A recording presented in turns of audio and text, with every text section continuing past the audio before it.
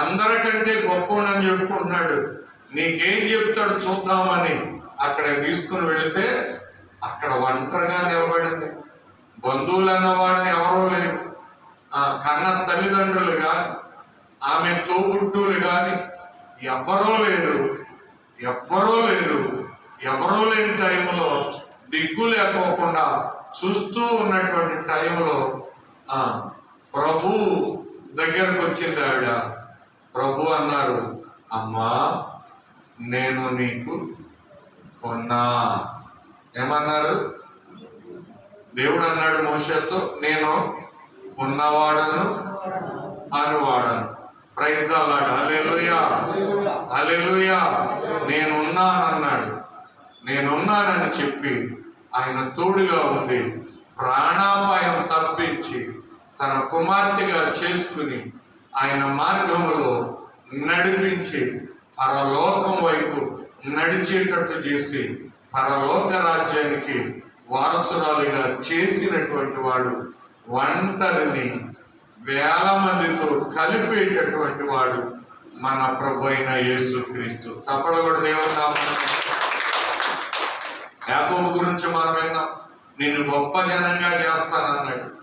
మరి ఆ గొప్ప ఆస్తి పనివాళ్ళగా చేశాడు. పనివాళ్ళగా అనేక మందిని ఇచ్చాడు దేవుడు. గొప్ప మంద గొప్ప పశువులు కలిగినటువంటి గొప్ప ధనవంతుడిగా మరలా స్వదేశానికి వస్తున్నప్పుడు అన్న 400 మందిని ఎంట పెట్టుకుని తమ్ముడు చంపుదాం, వాడు ఇప్పుడు వరకు తప్పుకున్నాడు, ఇప్పుడు ఏ రీతిగా అయినా కానీ వాడిని దారిలోనే వేసేయాలి అని కత్తులు పట్టుకుని 400 మందిని వేసుకుని వెంట వస్తా ఉంటే, కిరాయి కుండల్లాగా 400 మందిని వేసుకొస్తా ఉంటే ప్రాణానికి తెగించి వస్తున్నటువంటి వాళ్ళను చూసి ఏం చెయ్యాలో తెలియనటువంటి పరిస్థితుల్లో 3 గుంపులుగా చేసి అందరినీ పంపించేసి ఒంటరిగా మిగిలాడు యాకోబు. స్తోత్రం చెప్పండి. ఒంటరిగా మిగిలి ప్రార్థన చేస్తా ఉంటే అక్కడికి దేవుడు వచ్చాడు. నాకెవ్వరు లేరని అనుకోమా. ఒక్కోసారి దిగులు చెంది నాకెవ్వరు లేరు, నన్ను అర్థం చేసుకునే వాళ్ళు ఎవ్వరు లేరని కొంతమంది సూసైడ్ చేసుకుంటా ఉన్నారు.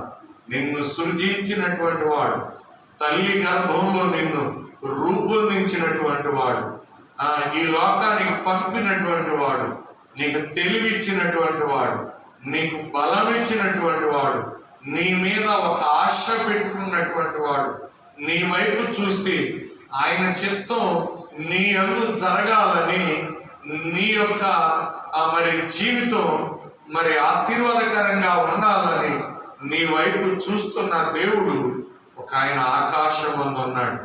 దావీదు అన్నాడు, ఆకాశమందుండగా నీవు నాకేది అక్కర్లేదన్నాడు. Praise the lord. హల్లెలూయా.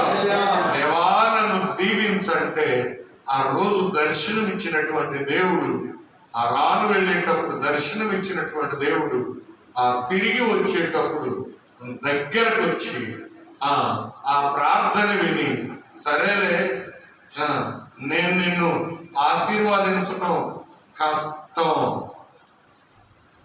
ప్రభా నువ్వు ఆశీర్వదించకపోతే నేను నిన్ను విడిచిపెట్టనంటే, ఒక దెబ్బ కొట్టినా గాని ఆ కుంటి నరం అరిసినా గాని విడిచిపెట్టలేదు.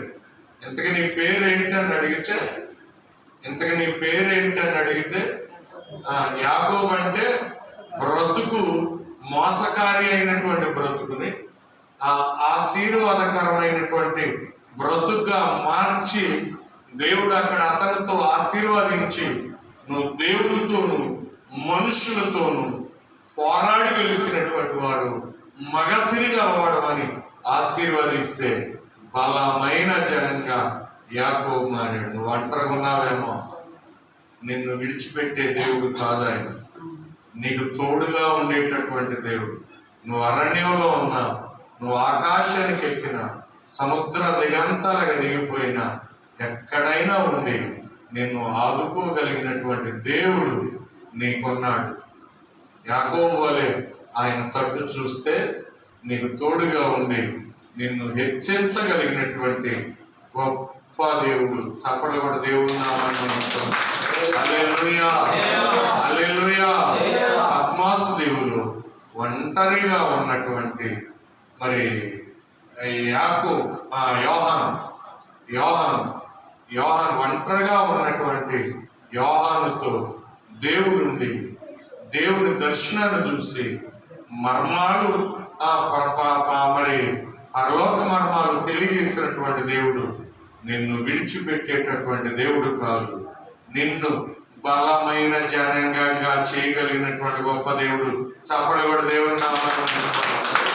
ఏ విషయంలో కృంగిపోకుండా అబ్రహాము చూసినట్టు, యాకోబు చూసినట్టు, దావీదు చూసినట్టు నువ్వు చూస్తే దేవుడు నిన్ను ఆశీర్వదించగలిగిన గొప్ప దేవుడు. చప్పట్లు కూడా దేవుడు నామమున.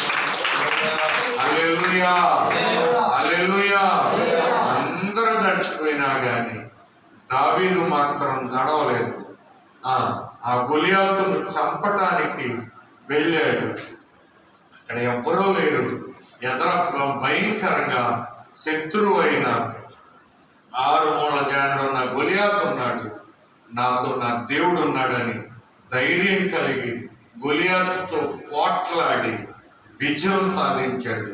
నా దేవుడు ఉన్నాడనే ధైర్యం నీకుంటే దేవుడు నిన్ను ఆశీర్వదిస్తాడు. నిన్ను వేల వేల వేల మందికి ఒక ఆశీర్వాదకరమైనటువంటి తండ్రిగా, తల్లిగా చేసి నిన్ను ఆశీర్వదిస్తాడు.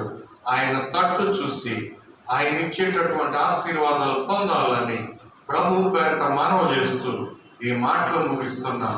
దేవుడు తన వాక్యం మనందరి హృదయాలు ఫలింపచేయునుగాక.